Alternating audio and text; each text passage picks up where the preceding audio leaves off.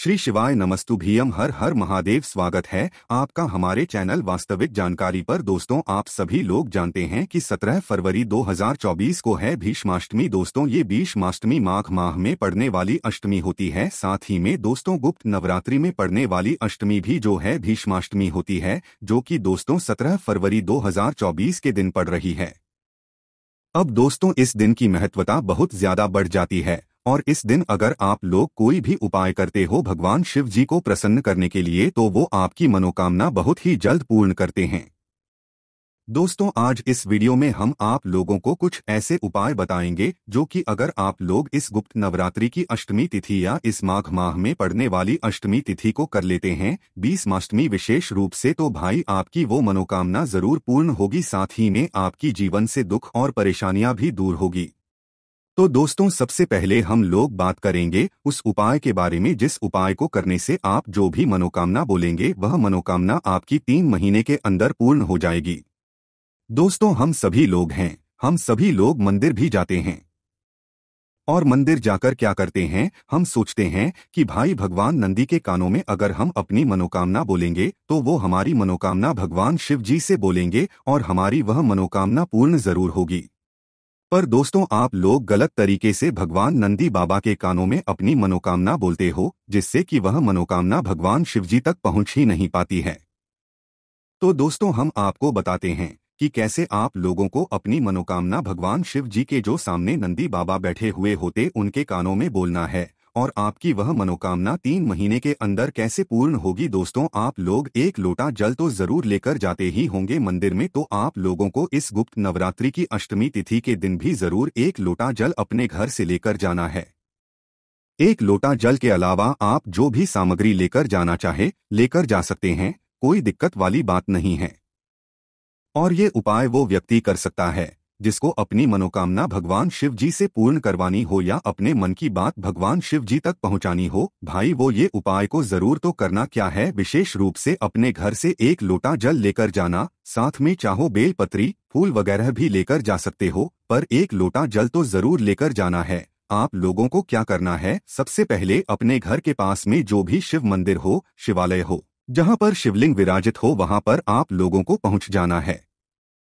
शिव मंदिर में पहुंचकर आपको सबसे पहला काम क्या करना है कि भगवान शिव जी पर जो आप 1 लोटा जल लेकर आए हुए हो, उस 1 लोटे जल को आपको चढ़ाना है। क्या करना है, 1 लोटे जल को आपको चढ़ाना है। जल को चढ़ाते समय इस बात का ध्यान रखना, आप जब इस 1 लोटे जल को भगवान शिव जी पर चढ़ाओ, इतना जल चढ़ाना कि भाई आखिरी में जब थोड़ा सा जल बच जाए तो भाई आप जल को चढ़ाना बंद कर देना, क्योंकि इसमें से आप लोगों को थोड़ा सा जल जो है भगवान नंदी बाबा के लिए बचाकर रखना है, क्योंकि हम अभी उपाय के लिए जो है ये वाला उपाय कर रहे हैं। तो भाई आप जब जल चढ़ाओ शिव जी पर, तो आखिरी में जब आपके लोटे में थोड़ा सा जल रह जाए तो भाई उस समय आप लोग रुक जाना और अपने लोटे में जल को बचा लेना है। तो इस प्रकार से आप लोगों को शिवजी पर जल चढ़ाना है। शिवजी पर एक धारा से धीरे धीरे करके जल चढ़ाना है और जल्दबाजी नहीं करना है।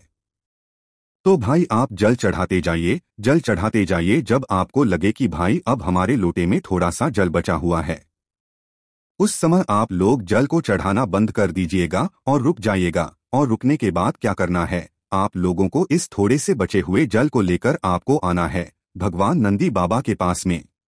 जब थोड़ा सा जल बचे तभी आना है, नहीं तो आधे से ज्यादा जल जो है भगवान शिव जी की शिवलिंग पर ही आपको है। तो भाई थोड़ा सा जल जैसे ही बच जाए तो भाई आपको आ जाना है सीता भगवान नंदी बाबा के पास में, जो शिवलिंग के सामने ही बैठे हुए होंगे। अब देखो, ध्यान से समझना कि भाई भगवान नंदी बाबा जो बैठे हुए हैं, भगवान नंदी बाबा के 2 पैर होंगे आगे की तरफ के, तो एक पैर तो नीचे होगा पर दूसरा पैर उठा हुआ होगा। कई सारे लोग उठे हुए पैर में बहुत ज्यादा कंफ्यूज होते हैं कि भाई ये उठा हुआ पैर है कि मुड़ा हुआ पैर है। तो भाई कई जगह आप लोगों को उठा हुआ पैर भी दिख सकता है, कई जगह आप लोगों को मुड़ा हुआ पैर भी दिख सकता है। पर आपको ये देखना है कि भाई एक ऐसा सा पैर है जो कि उठा हुआ है या मुड़ा हुआ है, मतलब ऊपर की साइड हो वो। तो भाई आप लोगों को नंदियों का वो वाला पैर देख लेना है जो उठा हुआ हो या मुड़ा हुआ हो। उस उठे हुए पैर के पास में क्या करना है, ये जो आपने जल बचाया हुआ है, इस बचे हुए जल को धीरे धीरे करके चढ़ा देना है। इस उपाय में जल्दबाजी मत करना।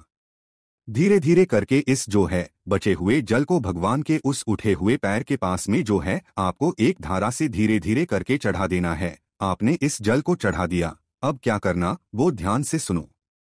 देखो अब आप लोग भगवान नंदी बाबा के सीधे कान के साइड बैठ जाओ, मतलब भगवान नंदी बाबा का जिस साइड सीधा कान हो आपकी तरफ से आप सीधा मत देखना। भगवान नंदी बाबा जिस तरफ होकर बैठे हुए हैं उस तरफ से देखना कि उनका सीधा कान कौन सा है ना कान बोल रहा हूँ मैं, इस बात का ध्यान रखना। तो सीधा कान कौन सा है ना, तो करना क्या है उस सीधे कान की तरफ बैठना। अब क्या करना है, आप लोग पहले क्या करते हो भाई, सीधा कान में जाकर अपनी मनोकामना बोल देते हो, बट अभी ऐसा नहीं करना है। अभी हम उपाय कर रहे हैं। आपने बचा हुआ जो भगवान नंदी बाबा की में चढ़ाया। अब भैया आपको सीधे कान की तरफ आना है। सीधे कान की तरफ आने के बाद क्या करना है, सबसे पहले तो आपको अपनी आंखें बंद करना है, मतलब कि अपने नेत्र बंद करना है। क्या करना है, अपने नेत्र बंद करना है। और नेत्र बंद करने के बाद, आंखें बंद करने के बाद आपको अपना मुंह नंदी बाबा के सीधे कान की तरफ लेकर जाना है, क्योंकि अब आप अपने आप उनसे अपनी मनोकामना बोलने वाले हैं। अब यहाँ पर ध्यान इस बात का रखना है कि अपनी मनोकामना बोलने से पहले आपकी आंखें बंद चाहिए और अपने मुख से आपको एक नाम बोलना है, जो है सुषा का। क्या नाम है, सुषा का नाम है ना, तो भाई आप लोग यहाँ पर सुषा का नाम जरूर बोलना है। दो बातें आपको यहाँ पर ध्यान रखनी है, भगवान नंदियों के कानों में बोलने से पहले एक तो अपनी आंखें बंद करना है, और जब आप लोग भगवान नंदियों के कानों में अपनी मनोकामना बोलो तो सुषा का नाम एक बार ले लेना है। सुषा का नाम लेकर अपनी आंखें बंद कर कर आपको अपनी वह मनोकामना बोलना है जिस मनोकामना के लिए आप लोग यह वाला उपाय कर रहे हैं। और आप अपनी वह मनोकामना मुख से तो बोलेंगे, पर इतना धीरे बोलेंगे, मतलब बहुत ही धीरे हैं, ना कि आपको भी सुनाई ना दे। मन ही मन नहीं बोलना है, उनके कानों में बोलना है, पर बहुत ही धीरे बोलना है और बहुत ही आराम से बोलना है, जल्दबाजी नहीं करना है। आपकी जो भी मनोकामना हो, कोई भी एक मनोकामना बोलना है, ऐसे दो तीन मनोकामना मत बोलना। तो कोई भी एक मनोकामना बोलना, बिल्कुल धीरे से, बिल्कुल आराम से, भगवान नंदी बाबा के चरणों में स्पर्श करके जो है उनके कान में अपनी वह मनोकामना बोल देना जो आप भगवान शिव जी तक पहुंचाना चाहते हो। बस मनोकामना बोलकर भगवान नंदी बाबा के दर्शन करके, भगवान शिव जी के दर्शन कर कर भगवान को धोख देकर आप अपने घर पर वापस आ सकते हैं। बस दोस्तों यहाँ पर ये वाला उपाय पूरा हो जाता है।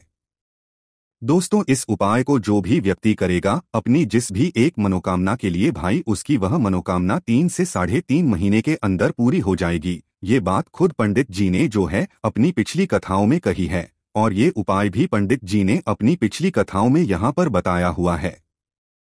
अब दोस्तों अब इस एक प्रश्न और यहाँ पर निकल कर आएगा, ये उपाय सुबह के समय करना है कि शाम के समय करना है।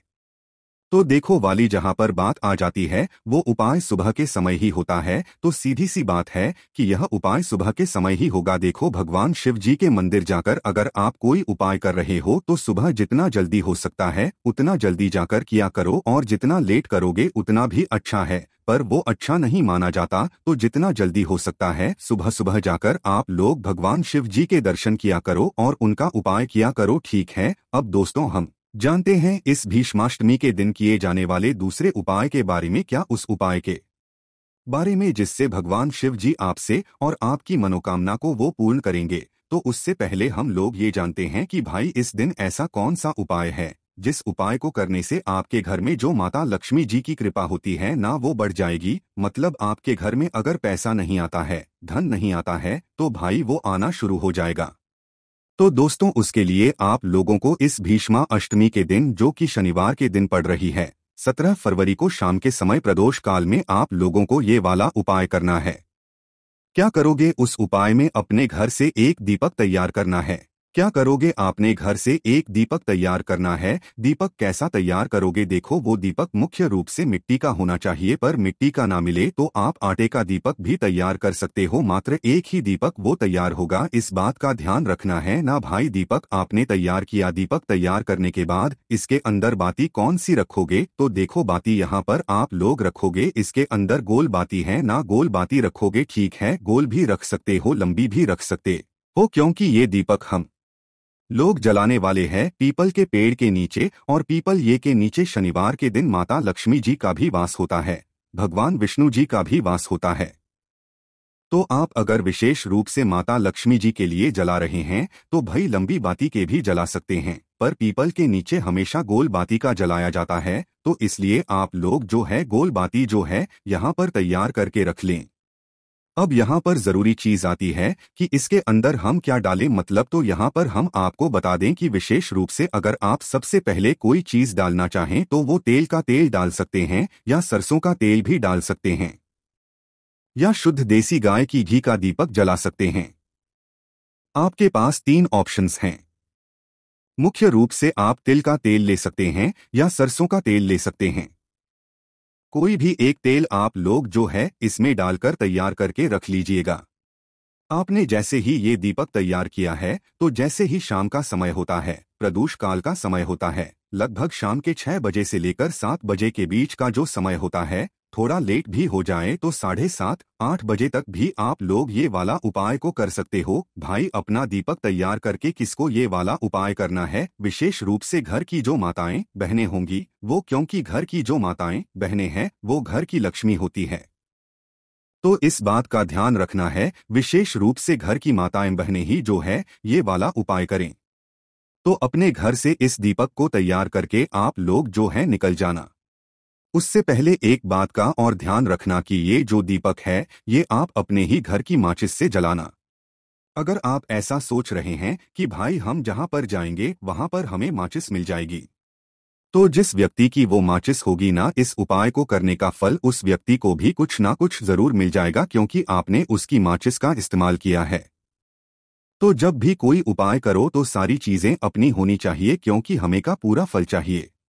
तो भी अपने घर से अपनी ही माचिस लेकर जाना और पहुंच जाना वहां पर जहां पर पीपल का पेड़ हो। पीपल का छोटा पेड़ ना हो, पीपल का बड़ा पेड़ हो, चाहे वो मंदिर में ही क्यों ना हो, आपको पीपल के पेड़ के नीचे पहुंच जाना है। पीपल के पेड़ के नीचे पहुंचकर जल्दबाजी नहीं करना है, आराम से बैठ जाना है। आसन लगाकर भी बैठ सकते हो, और बैठने के बाद अपना वह दीपक आपको जला लेना है अपनी माचिस से। दीपक जलाने के बाद आप वहां पर भगवान लक्ष्मी जी की जो है, माता लक्ष्मी जी की और भगवान विष्णु जी की आरती भी कर सकते हैं। उनका करके जो है आप इस दीपक को पीपल के पेड़ के नीचे रख दीजिएगा। दीपक आप जैसे ही रख देते हैं 2 मिनट हाथ हाथ जोड़कर बैठना है, भगवान से प्रार्थना करना है। आपके घर में अगर माता लक्ष्मी जी की कोई भी कमी है, धन की कमी है या धन आता नहीं है, रुकता नहीं है, तो भाई वो प्रार्थना आपको भगवान से करनी है और उनसे निवेदन करना है कि आपकी कृपा हमेशा हमारे घर परिवार पर सदैव बनी रहे। तो इस बात का भी आप लोगों को ध्यान रखना है। उसके बाद में दोस्तों अष्टमी का दिन है, गुप्त नवरात्रि की अष्टमी का दिन है, तो भाई ये मौका बहुत ही बड़ा मौका होता है।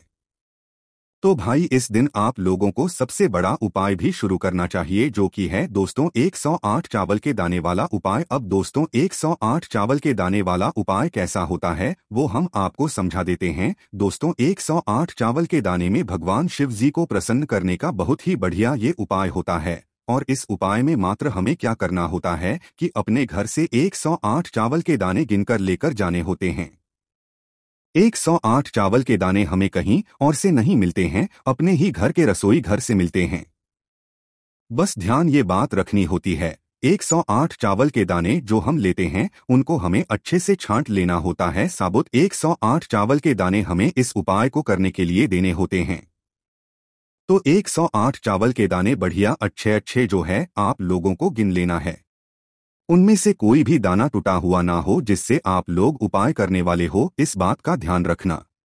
तो सुबह के समय कोशिश करना, सुबह के समय ये उपाय करो, पर ना भी कर पाओ तो शाम के समय प्रदोष काल में भी आप लोग ये वाला उपाय कर सकते हो। तो करना क्या है, आपको मात्र भगवान शिवजी के मंदिर पहुंचना है।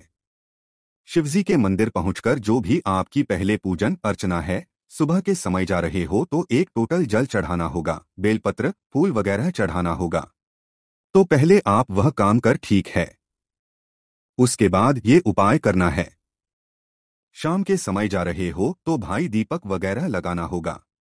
पहले दीपक लगा लेना, उसके बाद में ये उपाय करना है। ना तो पूजन अर्चना करने के बाद ही आप लोगों को ये वाला उपाय करना है।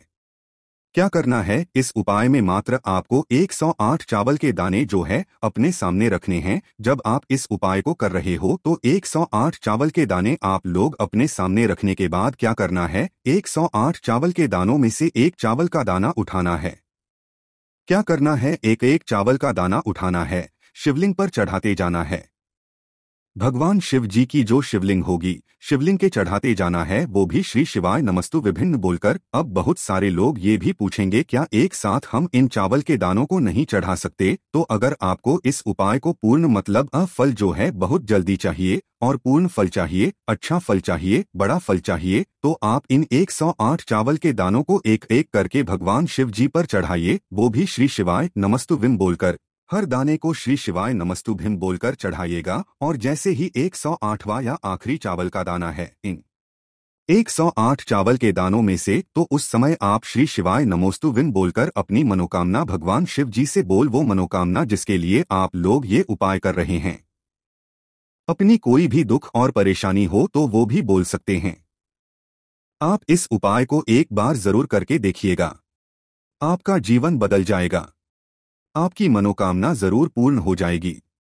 तो दोस्तों, हमने आपको इस गुप्त नवरात्रि की जो भीष्माष्टमी है, साथ ही में इस माघ माह में पड़ने वाली जो अष्टमी है, इसके हमने आपको सारे उपाय बता दिए हैं। आप जरूर करके देखिए। कोई भी दिक्कत परेशानी आती है आपको इन्हें उपाय करने में, आप उनसे कमेंट करके पूछ सकते हैं। श्री शिवाय नमस्तुभ्यम। हर हर महादेव।